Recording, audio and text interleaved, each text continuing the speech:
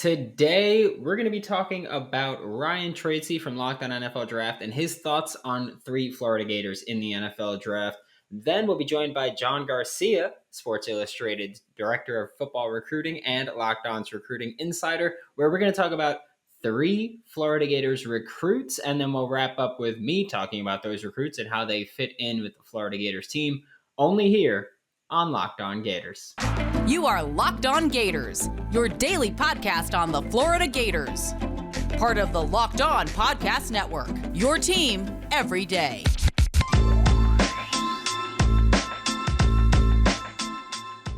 Hello and welcome back to another episode of Locked On Gators, part of the Locked On Podcast Network, your team every day. Thanks for making Locked On Gators your first listen of the day. We are available daily and free wherever you listen to podcasts. Happy Wednesday. I'm Brandon Olson. You can find me on Twitter at WNS_Brandon. You can find my written work with Whole Nine Sports. That is WHOLENINE Sports. Before getting to today's content, just going to ask you like, subscribe wherever you're listening, comment, review.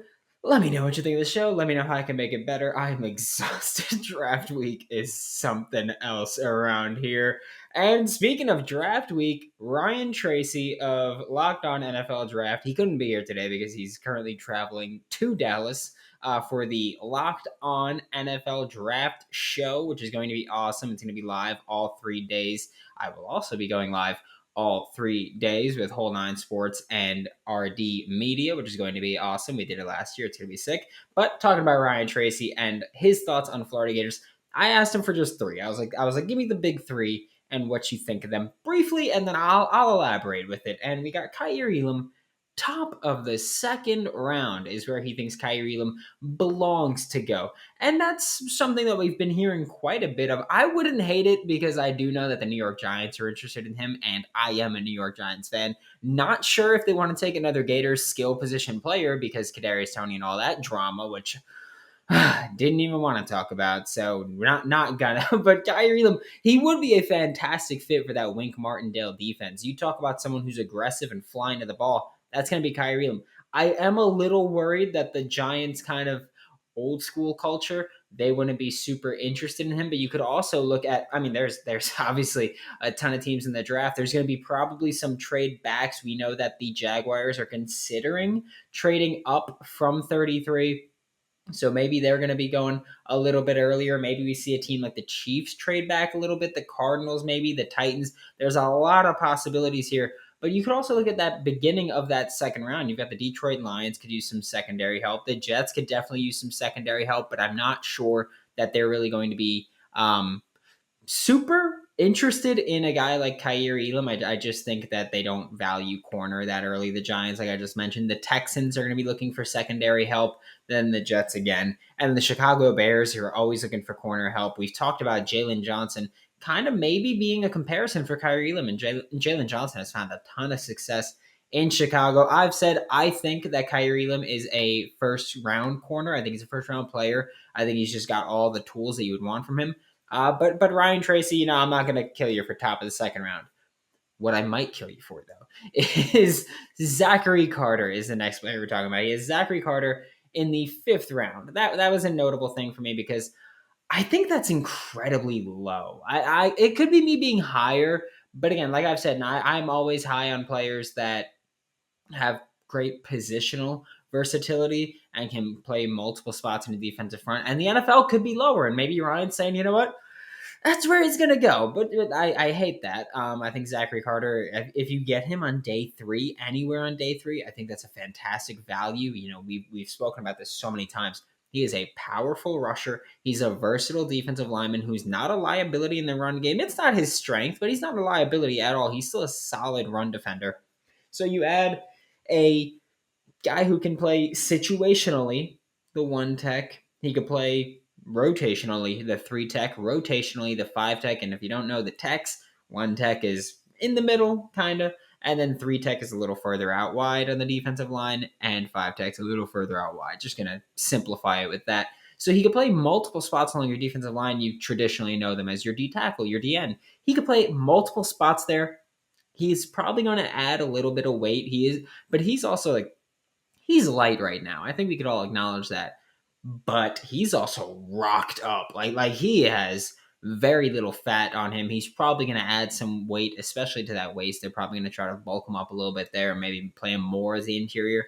But he's someone who is equally productive at the end and the interior pass rusher. So I think fifth round is a bit low on him. But again, like I've said before when talking about Zachary Carter, NFL teams are still boomers where they're like, you don't have a set position?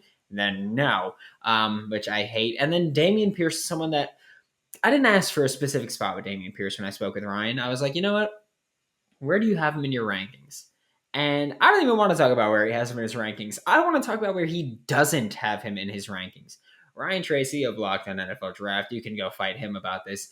So Damien Pierce is not a top 5 running back, which is just beyond upsetting for me. I don't like that. Nope, don't like that. And Ryan knows that, but yeah, I hate that. I don't know. I just don't see it. I guess if you're going, it doesn't have the insane top end speed, then maybe you can consider that. But no, even then, I'm like, I don't like how that is. I don't think that really works. I think that he's clearly a top 5 running back. I think I have him as the 3rd overall running back in the class. I will look at this right now while I'm talking to you. I have him as a 4th running back. I have him behind Breece Hall, Kenneth Walker III, and Isaiah Spiller. And he is very, very, very close to Isaiah Spiller. And then there's kind of a gap. I'm not super high on this running back class. I don't think that there's a ton of guys here. But I think Damien Pierce is one of the very few that can become your lead back. And I think that's important when we're talking about Damien Pierce, where he doesn't have that tread. And I know a lot of people use the argument of, well, we've never seen him be a lead back. We don't know if he can consistently do it. Well, guess what? We saw him not be a lead back and consistently find success. So I have no issues about that. I have no qualms about that. We're about to be joined by John Garcia, who sent in a few videos talking about some Florida Gators targets in recruiting, and then we will wrap up the show with me talking about those targets and their fit. But first, it's spring break time. It's NFL draft time, which means I'm barely even eating at this point. But it's also almost summertime. And I gotta get right. I got vacation in less than 2 months, and it could not come soon enough. Thank you so much, summertime, for coming up. But Built Bar is how I'm getting fit. I'm bad. I'm just like, I love it. I have a sweet tooth. We all know this. I'm very open about this. I drink sugary drinks. I junk. But Built Bar helps me kind of curb that a little bit because sweetness kills me. And Built Bar helps me because it's coated in 100% chocolate. Most bars have 130 calories and just 4 net carbs, along with 17 grams of protein. You could throw out the hidden stashes, the Reese's in the desk drawer, the Kit Kat in the cupboard, whatever it is, the cupcakes, I don't care what you're doing, the dulce de leche, I don't care what you're doing. Built Bar is always coming out with new limited time flavors, so you'll never get bored. Use promo code LOCKED15 to get 15% off of your next order. That is locked, LOCKED 15 to get 15% off of your next order with Built or BuiltBar.com. Peyton Kirkland coming out of Orlando is one of the biggest and best offensive linemen in the state of Florida in this class of 2023. He's really hard to miss, whether you're talking about the top talent or just a kid with immense size. I mean, he's probably 6'6", well over 330 pounds, but he moves like he's a lot smaller, which is really intriguing, right? You see a kid that wide and you think, okay, he's probably a right tackle, maybe a guard down the line, but he gives you some flashes of athleticism that make you think, hey, maybe he could ascend to the offensive tackle position and the left tackle position at the collegiate level. And I think that's where Peyton is going to make his proverbial money at the next level. And that's why he's also become one of the more coveted recruits in the state of Florida. As I said, he's light on his feet, extremely long, effective at the contact point, redirects very well, which again, probably likens him more to a bit more of a guard there. So I think you've got a guard floor, tackle ceiling with Peyton Kirkland, depending on how he physically develops as a senior in high school, and then obviously at the collegiate level, and that's why he's become such a coveted recruit. He's going to come off the board in July. July 23rd is the date he is committing, along with fellow Orlando area prospects Derek LeBlanc and Malik Bryant. And who knows if they go to the same school, but if they do, I think Florida is a good potential landing spot for all three of them. The Gators are heavily in pursuit. Miami, probably the top threat. He's going to take some trips elsewhere as well before that July 23rd commitment date. So, yeah, we know offensive linemen at the elite level, relatively rare in the state of Florida. And really for 2023 with kids who are actually from Florida, so that's excluding the IMG crew, Peyton Kirkland is largely where that conversation begins. I think he's a swing prospect who can play inside or maybe outside down the line. And there's a lot of schools that could use a talent like that.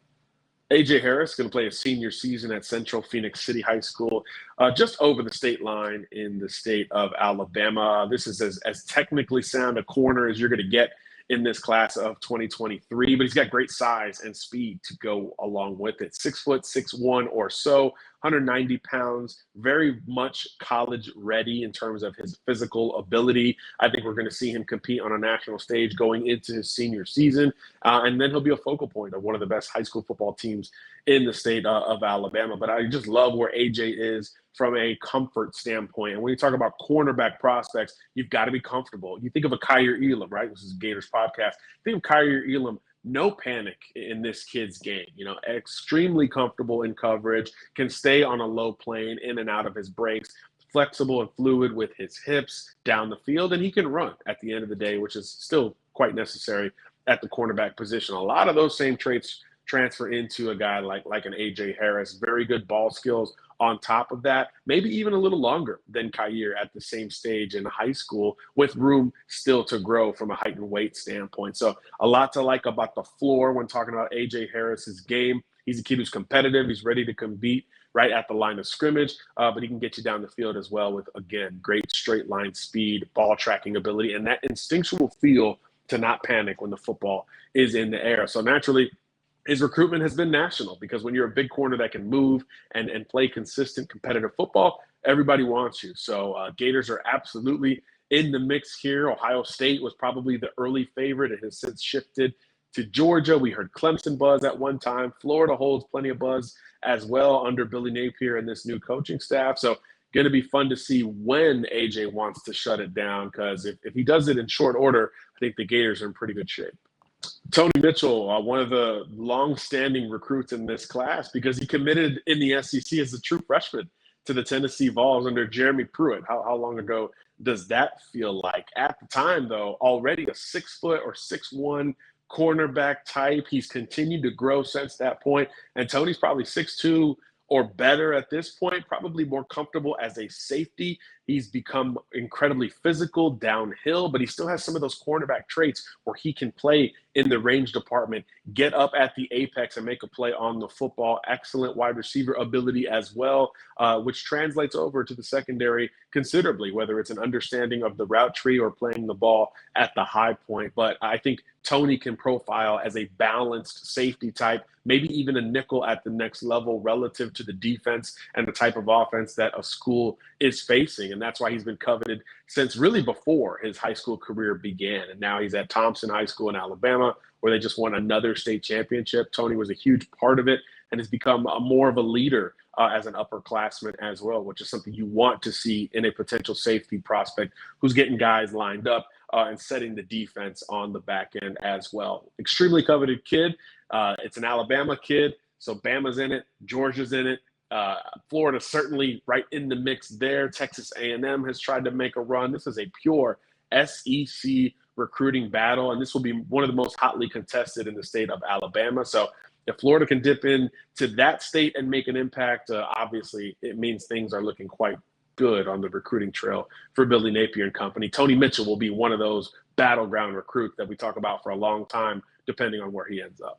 Today's episode is brought to you by Rock Auto. With the ever-increasing number of makes and models, it is now impossible for your local chain auto parts store to store all the parts you need. Why endure often pointless or seemingly intimidating questioning, like is your Odyssey an LX or an EX? Bro, I have no idea. And wait while the person behind the counter orders the parts on their computer, when guess what? You can do it yourself. It's incredibly easy to do yourself. And it's cheaper than pretty much any auto parts store that you're going to go. How? Because you have computers or a phone with access to rockauto.com. Save time and money when using Rock Auto. Go explore their easy-to-use website today to find the solution to your auto part needs. Go to rockauto.com right now and see all the parts available for your car or truck right locked on in their How Did You Hear About Us box, so they know exactly who sent you, with amazing selection, reliably low prices, and all the parts your car will ever need. Visit rockauto.com. BetOnline.com. To wrap up today's show, we are talking about the players that John Garcia, again, Sports Illustrated's Director of Football Recruiting and Locked On's Recruiting Insider, just told us about, because, I was excited to hear about these players. We got one offensive lineman, two DBs. Peyton Kirkland is first up. I'm going to go in the order that John spoke about these players. So Peyton Kirkland is first up. First of all, big offensive tackle. You heard John say he's really wide. He's athletic. He might move to guard at some point, but that means nothing to me. I don't care. If you're an offensive lineman that can play, you could play. Offensive line talent is needed in Gainesville. They have stepped up. We do now have 7 or 8 guys that I'd be comfortable with playing, where last year I wasn't even comfortable with the 5 that we had starting. But we've got a few guys, but this is talking long-term future. Peyton Kirkland is very highly sought after right now. Rob Sale, I think, is going to be a big selling point for the Florida Gators here, because we have what not every college team that's pursuing Peyton Kirkland can say they have. And that is, we have Rob Sale, who was just last year an offensive line coach in the NFL. And I know that a lot of people go, yeah, but he was with the New York Giants. Their offensive line was terrible. Guess what? It was worse before Rob Sale got there. And guess what? That doesn't matter. He was still an NFL offensive line coach. That is what matters. That is a selling point that's going to get there. And that is what's going to help Peyton Kirkland maybe come to Gainesville. Also, with Florida running more of a wide zone style of offense, more of that, it's like a spread wide zone hybrid that we're going to be seeing here. Peyton Kirkland is going to be a phenomenal fit there. You heard John say, he's probably a right tackle. He's maybe a guard, but he's so athletic that you just got to put him out there.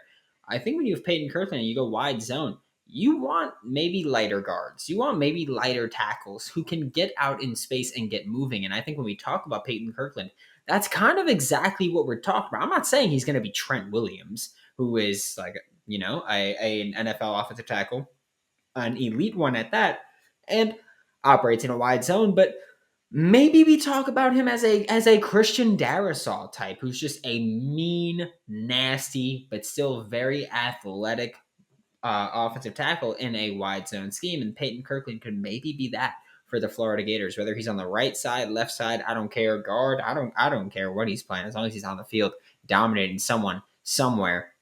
Then we've got A.J. Harris, a cornerback, who we've been talking a lot about corners with the Florida Gators. We do this all the time because, again, we like being DBU. We like making that claim. Haven't really been able to make that claim too much recently, but with Corey Raymond, things will change, and A.J. Harris could help push that change. We also have Cormani McLean, who is a big-time corner that we're not going to talk about right now. We've spoken about him with John before. We're going to speak with him with John. We're going to speak with John about him again. Maybe combining Cormani McLean and A.J. Harris in that same recruiting class and just becoming freaks at corner. But one of the things that I really loved when John mentioned this was that he's like, you look at A.J. Harris, and this is a Florida Gators podcast. He's kind of like Kaiir Elam, and I know that you didn't see me on the screen, but I listened to that when John sent that in. I was like, oh, okay, Kaiir Elam is who we're comparing it to. Kaiir Elam, aggressive, physical, very long, strong corner, and like John was saying, like AJ Harris has that mentality, that elite mentality as a cornerback that you really look for in any defensive back or in any defender. AJ Harris could be that guy. And like I've said, we've got great talent in the secondary right now. We've got great young talent in the secondary right now, but the cream will always rise to the top. So if AJ Harris comes to Gainesville, if Cormani McLean comes to Gainesville, if any DB comes to Gainesville, if you are like that, if you are him, then you will get that playing time and you will be a starter. And finally, the player we're talking about is Tony Mitchell. Tony Mitchell's the last player that we're talking about. And it's also interesting because Tony Mitchell is someone where I see so many people call him a corner. So many people call him a safety. John did the same thing. John said, you know what? He's a corner right now. Could make that transition to safety. Could make that transition to nickel at the next level. And Florida is one of those schools where we kind of consistently produce nickel backs. We haven't seen one come in the draft in the past couple of years. Since Chauncey, we haven't seen one really step into the NFL and kind of find that success. But I mean, Travis Johnson's been the guy for the past 2 years, well, this year and last year. And then we've got just so much talent here. Jadarius Perkins, I think, is going to be a better pro than he was a college player. If he plays just even slightly better than last year, I think he'll see the field more later on in this year and in the NFL.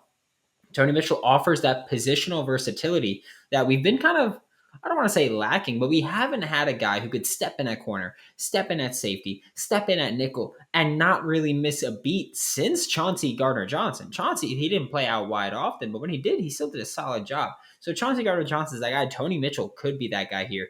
Like John mentioned, could move to safety, could move to nickel. He could be that star. Like that star spot for the Florida Gators that we always love doing.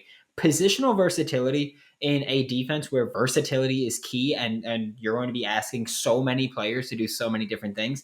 I think you can't overlook the possibility of Tony Mitchell coming in and maybe not playing immediately, maybe not, but within a year or two coming in playing out wide, playing safety, playing that star spot and being a focal point of this defense just because he can do so much. If you could have multiple players on the field that can play multiple positions and fill multiple roles, I think that's very important where you go, we are going to throw everything, including the kitchen sink, at an offense, and we're going to make them work and earn every single bit and every single yard. And I think when you look at Peyton Kirkland, you look at AJ Harris, you look at Tony Mitchell, bringing in those three guys, and even earlier this week, we had John on to talk about Treyon Webb. We had John to talk about Malik Bryant.